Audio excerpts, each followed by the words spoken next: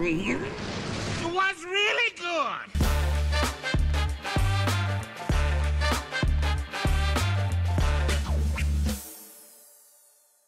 Hi everybody, welcome to Was Really Good, the show where everything's made up and the points don't matter. That's the wrong show. That is absolutely the wrong show. This is a show where we're talking about what's really good with movies and TV. Because sometimes conversations happen about it that, I don't know, aren't really conducive to constructiveness. There's a lot of C words. Oh, you want a C word? I got a C word for you. Good. Constitution. Constipation, that's right. There we go. I'm Demetri, everybody. I'm Allison. What are we talking about today? We're talking about WandaVision. Wanda Strange and the multitude of magnums. WandaVision 2. And the multitude of marvels. WandaVision featuring Doctor Strange. Dr. Wanda and the multiverse of strange. Doctor Strange and the multiverse of madness. Doctor Strange and the multiverse of madness. This review is going to be madness. What's really good about Doctor Strange and the multiverse of madness? I'll start by saying some things really good, some things need work. That's what's really good about. That is what I think is what's really good about Doctor Strange and the Multiverse of Madness. I would agree with that. That it is fun. It is shocking. Yes. Some real major problems, but I very much enjoyed it. Yeah. So I like to start most things with let's get the critical things out of the way. Then in a nice sandwich we can get into the things that we actually enjoyed. Should we give a synopsis of this film? Sure. Dr. Stephen Strange is not happy. He's having a little bit of trouble with his multiverses when a young woman named America Chavez comes to tell him that, hey, demons are happening. He says, well, we have to fix this problem. I need the help of Wanda Maximoff. But it turns out Wanda is the reason for the demons. And Wanda Maximoff really wants her kids back and is willing to do anything to get them back. And that includes murder. So Doctor Strange and all of his quirky, wacky companions have to stop her. We have Mr. Fantastic, people from the X-Men, people from Captain Carter, people from Miss Marvel, Marvel, and Black Bolt. Turns out, Wanda's way more powerful than they thought, and she murders everybody. A dead corpse like Stephen Strange saves the day. And also the fact that Wanda realizes she can't go around murdering people when her children see her as the monster that she has turned into. I guess that's what happens when you dive deep into dark magic. Coming summer of 2000 something. Doctor Strange and the Multiverse of Madness is a very, very high budget episode of Rick and Morty. But I will say not as sharply written. Rick and Morty deals with the multiverse and like possible infinite universes much more like, well, comedically, but they're much more succinct in how they do it. Yeah. This one's a little sloppy. Don't know if I can blame them because they're dealing with a lot more. Rick and Morty's pretty self-contained. Wanda wants her kids back. Doctor Strange kind of has to stop her because she's murdering people. Ms. Mama Maximoff is murdering folk. Quite a lot of folk. Like, brutally. Don't take your little ones to see this movie. Definitely consider that. It's a little more graphic and dark than previous Marvel movies. Yeah. It's been hailed, I heard it in some other of the reviews, that it's hailed as like Marvel's first horror action sort of thing. I would agree with that. I wish they would have just let Sam Raimi just go freaking nuts. Yeah, why not? Go nuts. Starting off with things about what the glaring, I feel that the glaring problem of this movie is the essential story of Wanda getting the kids, because from there everything gets. It was built on a very rocky foundation from the start. And her one goal is to be with her kids that she made. I guess fuck Vision, like, because he's not mentioned really. He's not a part of her goal. She's not traveling through dimensions to get to Vision. Yeah, nope. That would be one of the main things she would want back. Because who better to have the babies and the daddy, which is Vision. I bet Vision is a great dad. Wanda is proven to be a good mom when she's not murdering people. She's actually... I recant my previous statement. The initial sort of thing where that took you by surprise is how you said this is not a Doctor Strange film. No. This is very much a Wanda film. You didn't know Wanda was gonna be the bad guy. You really thought coming off of No Way Home, we were gonna deal with some weird multiverse things with Sinister Strange and everything like that.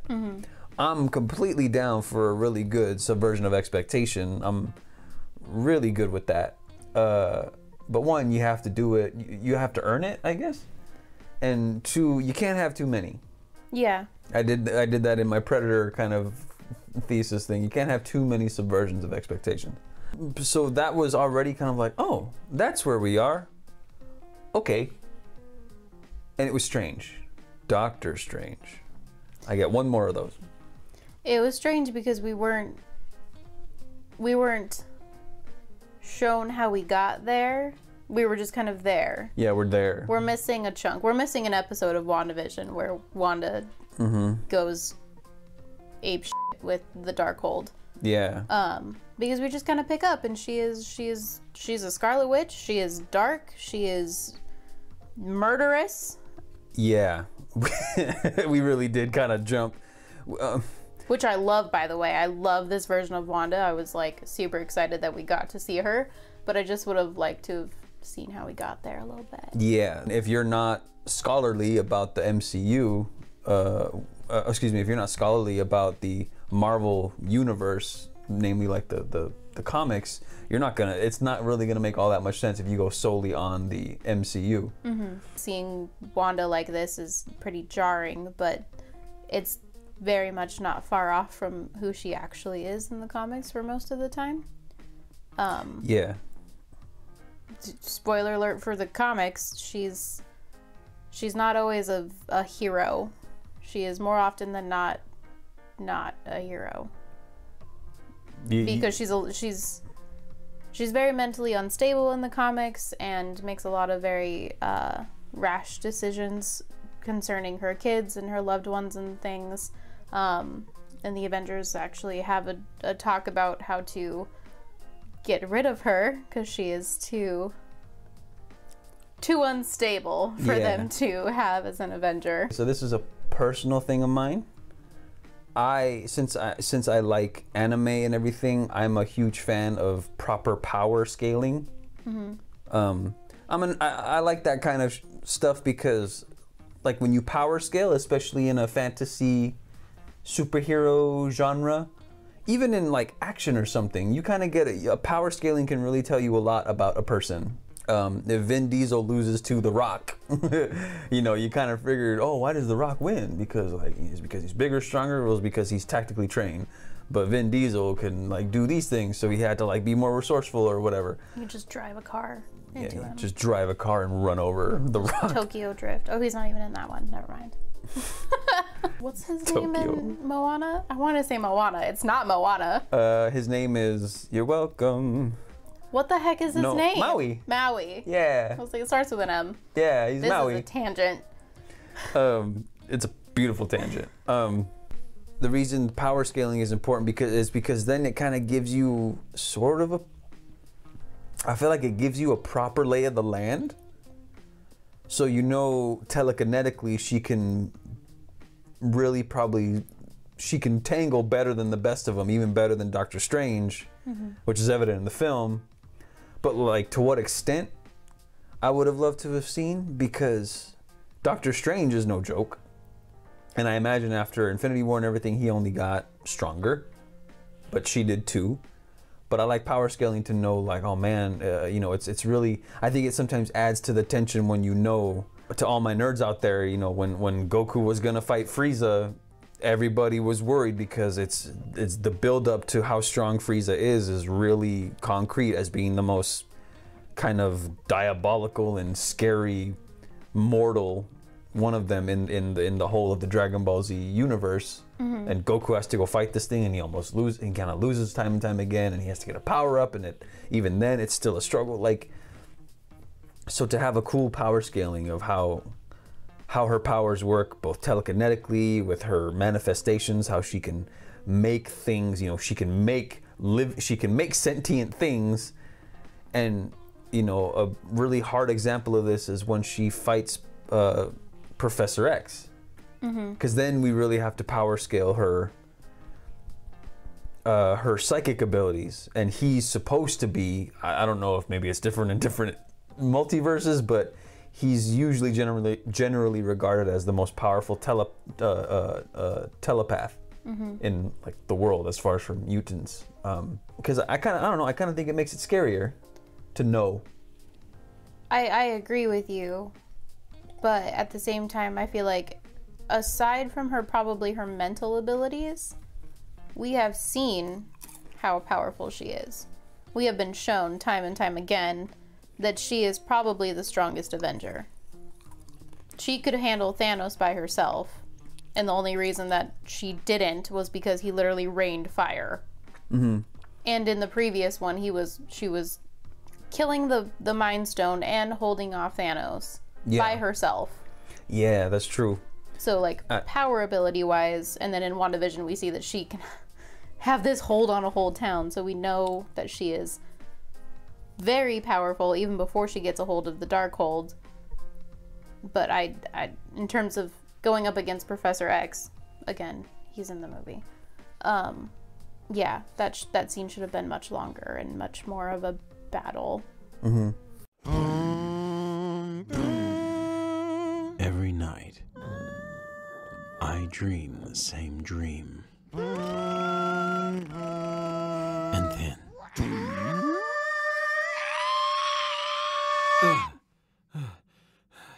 boom. The nightmare begins. Dun, dun, dun. I did what I had to do. Doctor Strange did, and that was about it. And I will say, I don't know if that's a critique. I'll be honest, I don't know if that's a critique. It's just kind of how the story was. Doctor Strange did. He was just trying to do things to stop Wanda. He's a very passive protagonist. What do they call it? A passive... I teach English. The passive hero? I think a passive protagonist is the one where they... I literally teach this subject. It's that your protagonist is not the one that changes. It's not the one who develops. The story happens around them, and everybody else changes, but they are kind of just the catalyst that gets everybody there. Yeah, he's I've heard that exclaimed about a few characters. I think we've talked about it before, but like Forrest Gump is a passive character. Yeah. Goku is a passive character. Yeah. I know what random far-fetched examples, but yeah, like Forrest doesn't necessarily change; it's the world that changes around him. Everybody else changes around him. But that was essentially Doctor Strange of this entire movie. He's not... Yeah, did he have an arc? I don't remember. It's the happiness thing. Because the whole theme of the movie is to be happy with what you have and to not strive for more. And so they're constantly asking, are you happy? Stephen, are you happy? You are correct. And he was like, I don't know. You are correct, The world is always falling apart. I have no time to think about happiness. Like he's kind of cool where he is. And I feel like I appreciate that because he's seen beyond reality. Whereas most of the other characters are very much in a reality set. He's seen like a true expansion of reality, of what could be. So is it? I don't know. Maybe am I saying like it's okay that he's a passive character, and the fact that they tried to put in the happiness angle was just seemed disingenuous for him. And I mean that's fine. We just keep seeing him being of service. He was a big deal in the Infinity War and Endgame movies. Right. And I guess the direction that they could have taken him in, which they kind of started to with No Way Home, is kind of being irresponsible with his magic. Yeah, okay. And he kind of just got like a slap on the wrist and was like, no, don't do that. Mm-hmm. But like, you f***ed with the multiverse. And they were just kind of like, no. And I did not have a problem with America Chavez. I actually thought the way that they did her character was done really well.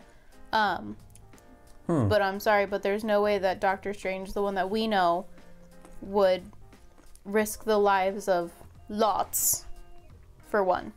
I mean, could the argument be made because he's seen what happened when he was so cold? What happened? He saved everyone. But he's dealing with somebody who got the real ass end of the situation. Yes. And now him and many other people are paying consequences for it.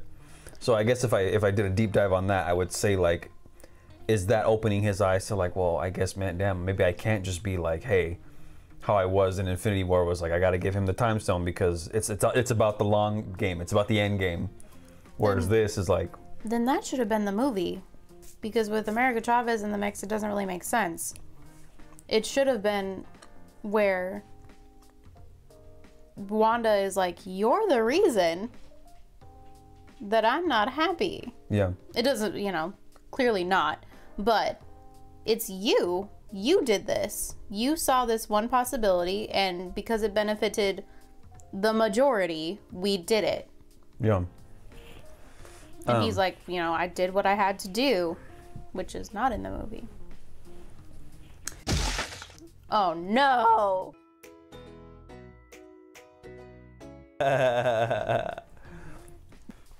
But where I will say I'm not so sure is what you said about America Chavez, because her too was like she did because she kind of had to. I'm just saying she wasn't annoying. Yeah, she was fine. She was fine. She did fine, and I know they said that there was like extensive reshoots. Yeah, because she wasn't so well received. Yeah. I'm wondering if that plays into our later discussion. Possibly.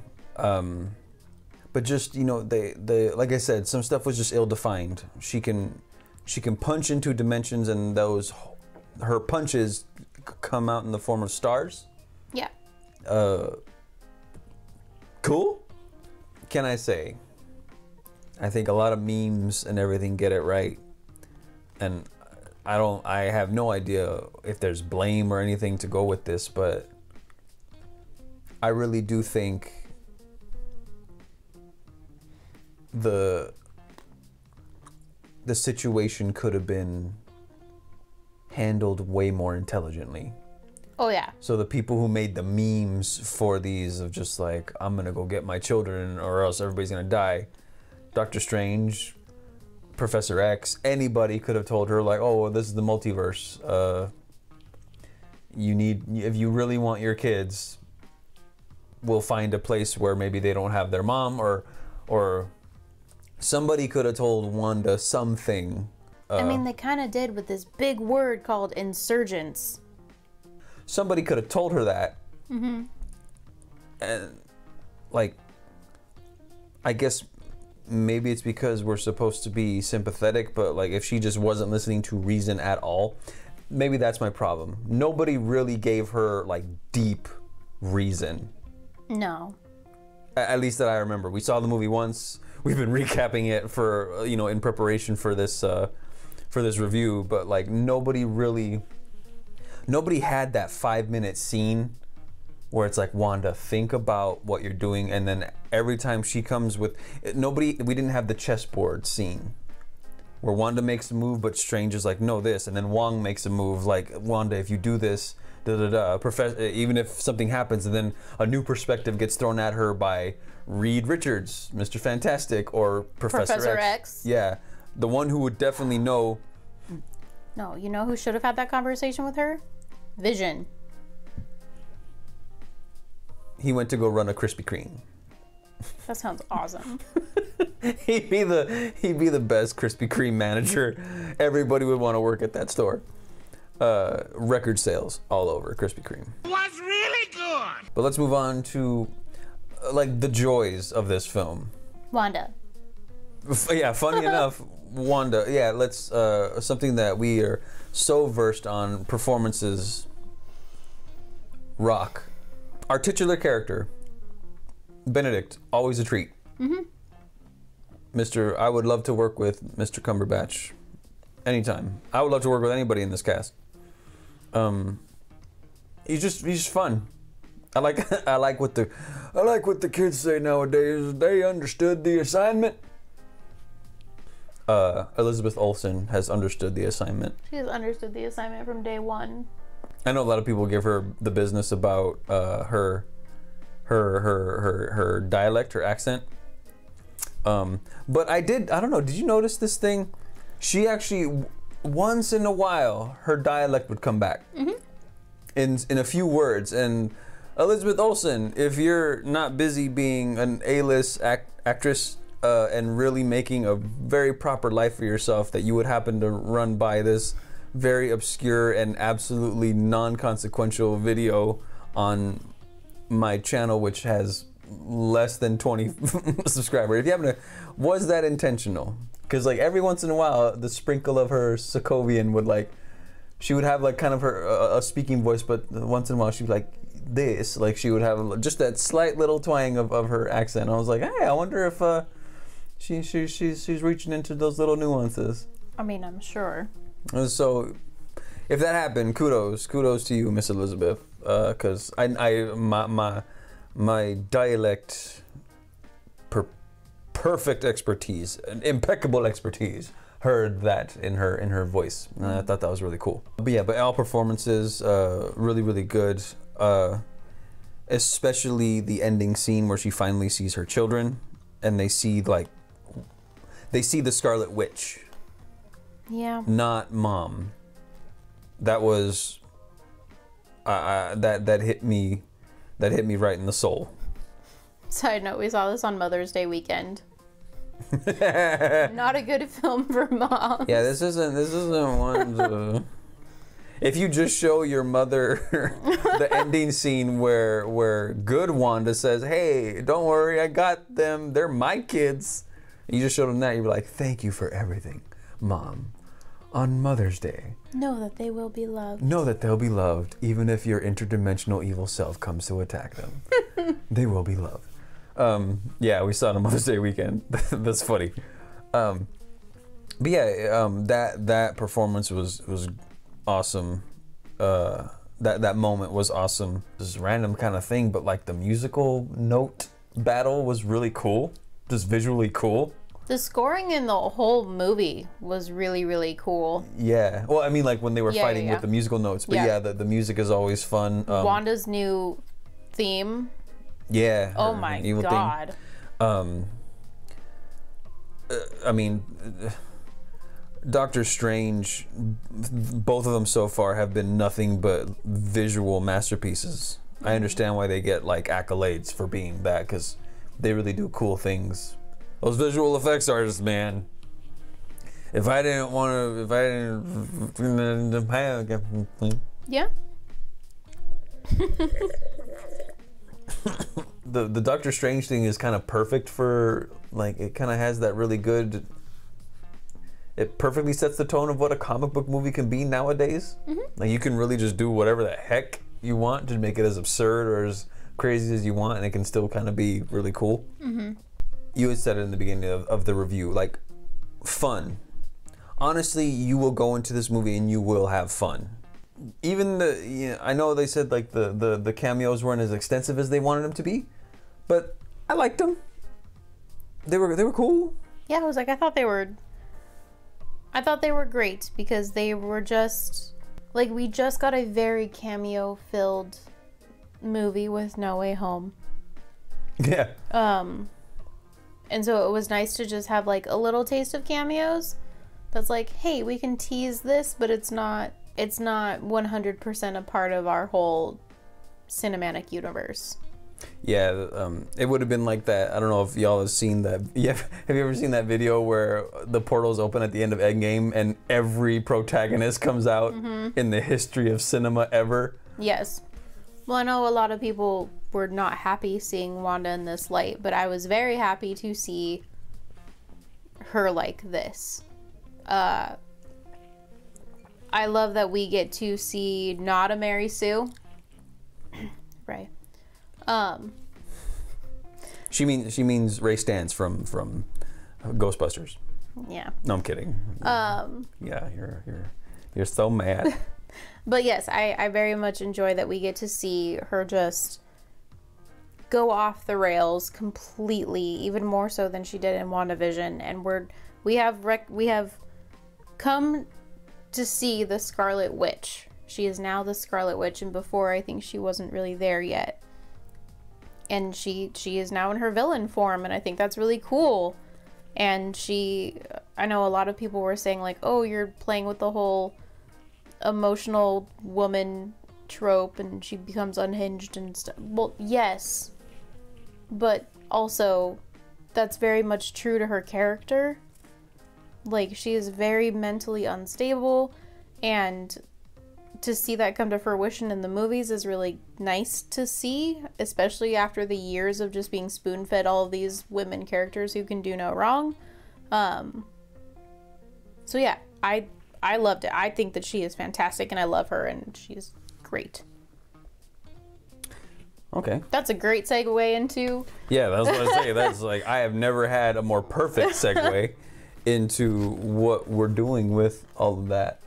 Was really good. One of the big things going on with this that I've seen in a lot of different movies and stuff is this thing of the MCU.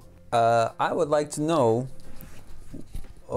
anybody out there can definitely, you know, comment, make a video, do a collaboration with us, because as far as for stuff like that, I don't get it. I don't see what the problem is. What's going on? What's the problem that's being talked about with the MCU? Giving pause to the consideration that you said that we're not dealing with the Mary Sue. I would agree with that fact, because Wanda doesn't just like effortlessly beat through everybody. She gets some nicks and dings, maybe not as much as some people would like. And like I said, I think a little bit more specificity in the power scaling would actually have made it more suspenseful, but also would have given a little more respect to somebody like Professor Xavier. Like, come on. Mm-hmm. But what's wrong? Please let me know. I don't know what the problem is with apparently I guess there's a female takeover. That they're kind of fearing a female takeover because, you know, I guess because, you know, Hawkeye's leaving, so we have his is it called the predecessor? His predecessor? No, that's somebody before. The Haley chick? Yeah, the person taking over his mantle. We have the Miss Marvel character coming out. You know, Lady Thor. Yeah. We have Miss Portman as Thor lady. Lady Loki. Lady Loki. And I guess maybe as I'm saying it out loud, I'm like, oh, we're getting a lot of female characters, but did somebody say that the men are going away? I'm just asking questions because I don't know. We can't be equal, bubbies. Only men. Only men. Only. And this is from someone who, like, hates 90% of the female characters in the MCU. Hey, she said it, not me. Yeah. Why is that? What do you see the problem being with that? I've said it a bunch in this video. Wanda, great. She's probably my favorite in the MCU overall. Black Widow was up there until they completely ruined her character in her own movie. Captain Marvel is a Mary Sue and can do no wrong. But, okay, so, like, Gamora. love Gamora and Nebula because they're nuanced. Can I just say, if Gamora and especially Nebula, can we not sleep on my girl Nebula? If Nebula gets like her own film or something, I'm down. Cause her story's sad. I want to see the prequel movie we need. Yeah, I want to see Nebula. Yeah, like the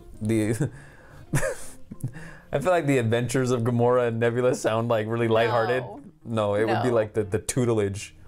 It'd be like the tutelage of Gamora and Nebula and Thanos' Pai Mei from Kill Bill. I liked Black Widow's arc. I wish we never had her movie. Or at least they did it differently. But that's a whole other discussion. Yeah, that would probably be for a different time. But yeah, I don't understand why it's a problem to introduce female characters. Because they've been here all along. That's true. And I'm wondering, is like a takeover so bad? Because for one, I don't think any of the men are going anywhere. And if our originals go somewhere, I'm pretty sure, I would like to think that they would just introduce new characters. Because Lord knows we're waiting for, Lord knows Spider-Man's not going anywhere. No. But also Lord knows people want Miles Morales. Like they want our Miles to come back. I know they're in talks about bringing Ghost Rider into the mix. We're gonna have, hopefully we'll get Deadpool, but a proper Deadpool. I really hope Disney just bites the bullet and has like adult Disney, which sounds so pornographic. But like I don't know. I don't see what the problem is, and I could be wrong, but I'm also not necessarily. At the moment, I'm not threatened by that because if they get their own kind of series of stuff for a while, like, cool. Because if it's good, it's good, and I am imagining that that's what everybody's afraid of. They're afraid that it might not be of quality. Well, because Disney has now had a track record of having female characters that are Mary Sue's, OPs, and that make their male counterparts kind of look like bumbling idiots. Because they say that they did that with Loki. I don't think they did that with Loki, but... Sticking to your girl Wanda, and we had talked about this the other day where it was like, everybody's so mad because we're apparently we're getting forced sympathy about this character. No. The big one being, the big thing y'all know, if you're watching, the big one being the quote from WandaVision, they'll never know what you did for them, or something like that. They'll never know what you sacrificed for them. Yeah, from Monica Rambeau? Or yes, Monica Rambeau. Melanie Rambeau? Monica Rambeau. Melania Rambeau? God, I hope not. I'm just laying this out there in for all sake of empathy and thought experiment. But we're taking a character, right? Wanda Maximoff.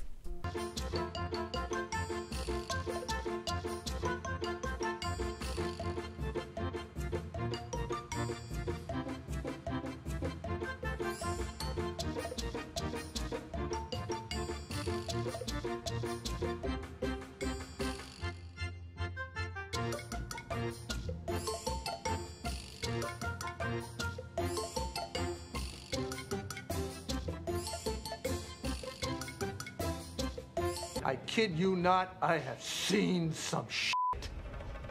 But yeah, I don't understand the real issues surrounding whatever's going on with the MCU. From what I understand, it's more about maybe bureaucracy going on and the fear of taking a message for what makes awesome female characters and awesome stories, awesome characters who are minorities or something like that. Like I said before, every story is a sword to be wielded quite expertly, and if you don't, it causes a problem. And maybe there's something that we missed, obviously, because we can't put everything into a however long this video is. Very true. We need like a 4-day video. So Allison, what do you give? Do you give 3? How many Ashantis? How many sling ring portals do you give Dr. Multi and the strange verse of Daj? What's a good number? I could say like. I was thinking like 1 out of 1 to 10. A 7. 7 portals? Yeah. 7 sling ring portals? Yeah. That was higher after we watched it. But the more we talk about it, probably a 7.